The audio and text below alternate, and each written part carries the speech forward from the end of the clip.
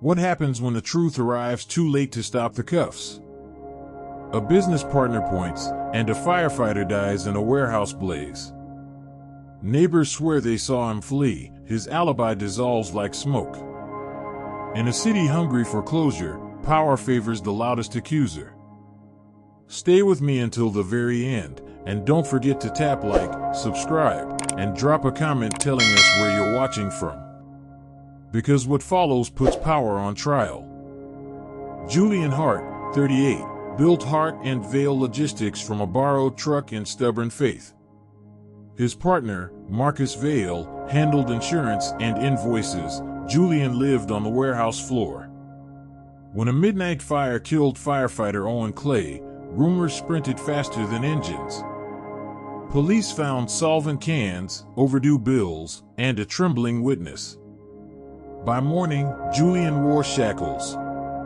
Detective Nolan Briggs framed the night with certainty: money trouble, accelerants, motive. Assistant District Attorney Valerie Pike embraced the headline, "Greed Torches Hero." A neighbor, Corinne Gallo, insisted she saw Julian's pickup peel away. Marcus, solemn before cameras, said he'd warned Julian about bankruptcy. The narrative hardened, nuance evaporated. Julian, stunned, could barely say electrical panel before handcuffs translated everything. Public defender Lena Ortiz begged for time to test debris. The lab backlog groaned. The court clock didn't care. Briggs produced texts, Julian pleading with Marcus about coverage and the roof.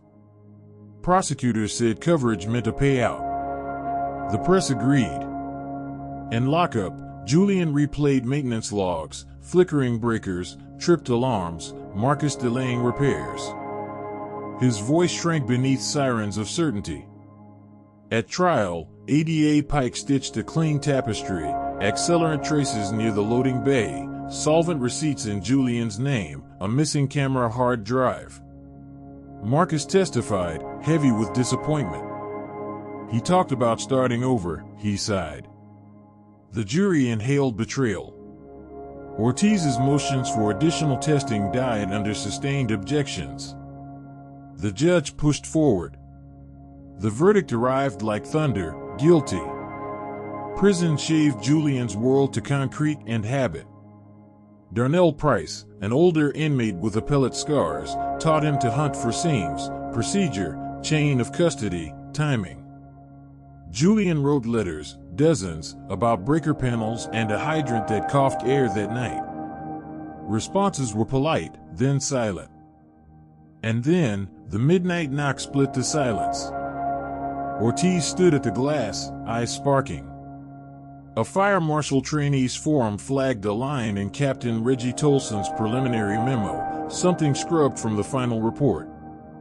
The line, potential hydrant failure contributed to backdraft. If true, the fire's path and blame changed. Ortiz filed for the field notes. Pike scoffed. Briggs shrugged. Tolson said he didn't recall any draft language. A clerk misfiled box 17, Tolson's spiral notebooks. Ortiz found pencil grooves, early sketches of the blaze, arrows toward an electrical panel scorched from within.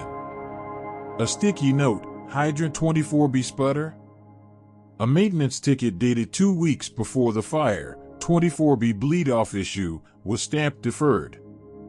Under the ticket, a contractor code linked to Vail Property Services, a company Marcus quietly owned. Ortiz subpoenaed city maintenance logs and Vail Property Services contracts. Pike called it desperation fishing. Briggs visited Marcus the same afternoon. Cameras caught nothing, but a lobby guard remembered their handshake. A sealed motion landed on the docket. In prison, Julian pinball between hope and dread. Darnell repeated his mantra, paper tells on people.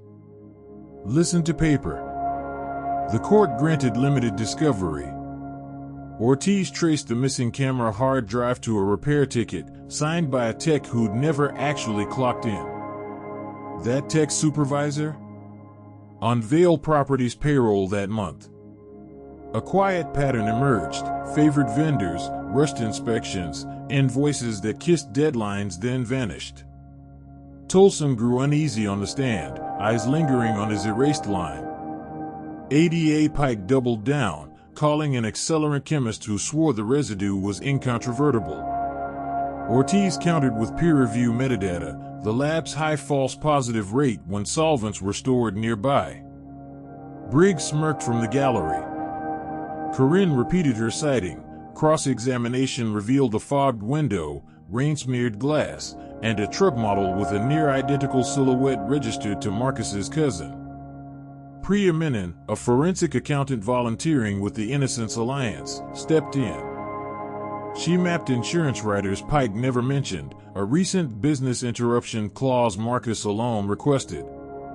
Premiums spiked, then were quietly reimbursed by Vail Property Services. Priya followed ACH transfers into a shell LLC that later paid an inspector's consulting fee. The very memo Pike wielded now indicted her narrative. Ortiz filed a motion for a new trial. Judge Ruth Salazar permitted a limited evidentiary hearing. Captain Tolson returned, older, tired, and truer. He admitted pressure to keep the public message simple. Hydrant 24B's sputter could have starved the line, feeding the backdraft that killed Clay. An electrical fault remained plausible. Briggs stared forward, jaw muscles writing their own confession. Bodycam audio from Clay's partner, long archived, surfaced. Between distorted coughs, pressures dropping, 24B? A dispatcher's log noted a call from a Marcus V, reporting heavy smoke earlier, timestamped 30 minutes before the alarm, while Marcus claimed he was across town at a fundraiser. Photographs placed him at the warehouse loading bay that afternoon, pointing at breaker panels like a landlord. Pike's certainty cracked. She argued coincidences, not conspiracies. Ortiz, methodical, stacked invoices, timestamps, and GIS hydrant maps. Priya showed Vail Property billing the city for emergency hydrant servicing never performed. Briggs' report omitted a maintenance ticket he initiated. Judge Salazar read each page, lips thin. For the first time, whispers in the gallery favored the defense. Ortiz subpoenaed Marcus's phone location data. The geofence placed him within the warehouse geogrid twice that evening. He texted Briggs, cleared, minutes after the first siren. Briggs claimed the message concerned an unrelated case. Ortiz introduced a second text thread to an inspector, need sign-off tonight, bonus wired. Tolson, staring at the hydrant map, muttered, 24B was my gut all along. Priya found the missing camera's hard drive in the cloud. The system had auto-uploaded thumbnails. One frame showed a silhouette carrying a satchel toward the electrical room, shoulders wrong for Julian, gait different. A reflective strip on the jacket matched Vail Property uniforms. Corinne, revisiting her memory, whispered, I saw a stripe. The courtroom air thinned, truth pressed at the door. Under oath, Marcus admitted owning Vail Property Services but denied sabotage. Ortiz projected the contractor's purchase order, non-compliant hydrant gaskets, cheaper by half.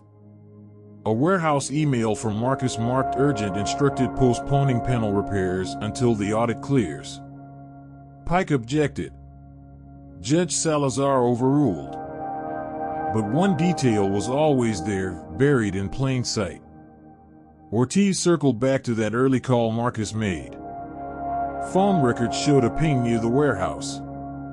Why call smoking before the fire? She asked.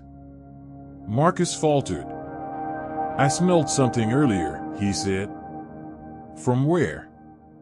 Driving by. Was a geofence placing you inside?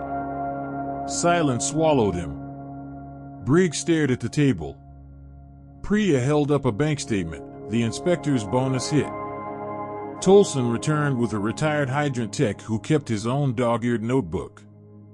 He'd reported repeated 24B failures, escalating to immediate replacement needed. The city approved replacement, then reassigned the order to Vail property, which closed it as completed. No replacement happened. The backdraft that killed Clay rose from negligence braided with profit. The accelerant? Likely contamination from stored solvents. Briggs was recalled. Ortiz displayed his original evidence log, box 17 entered at 9:12, exited at 9:21 with no signature. During a corridor coffee break he alone documented. Who handled Tolson's notebook? She asked. He invoked the fifth. A juror gasped. Marcus whispered to his lawyer. And then, every voice fell silent as the truth hit the table. Judge Salazar vacated Julian's conviction and ordered his immediate release. She referred Briggs to the state attorney general and Pike to the bar's disciplinary committee. A grand jury indicted Marcus Vail for fraud, evidence tampering, and negligent homicide. Captain Tolson, voice unsteady, saluted Clay's family and apologized for the memo he let be scrubbed. Julian walked out into unfiltered daylight. Outside the courthouse, Clay's widow, Patrice, embraced Julian. He wanted the right man held, she said. Ortiz wept, quiet, exhausted, victorious. Priya folded her charts and promised to audit every hydrant contract she could reach. Reporters asked Julian what freedom felt like. He said, heavy and honest. Darnell phoned from prison, laughing tears. Paper told on them, he said. At dusk, Julian unlocks the warehouse shell, charred beams, quiet dust, a sun-cut beam striking hydrant 24B across the street like a spotlight on a confession. Lessons: when power shortcuts safety, tragedy follows. When institutions protect reputation over truth, the innocent pay interest. But persistence, document by document, can unmake a verdict. If you believe stories like this deserve to be heard, subscribe to this channel and never miss the next case where truth prevails.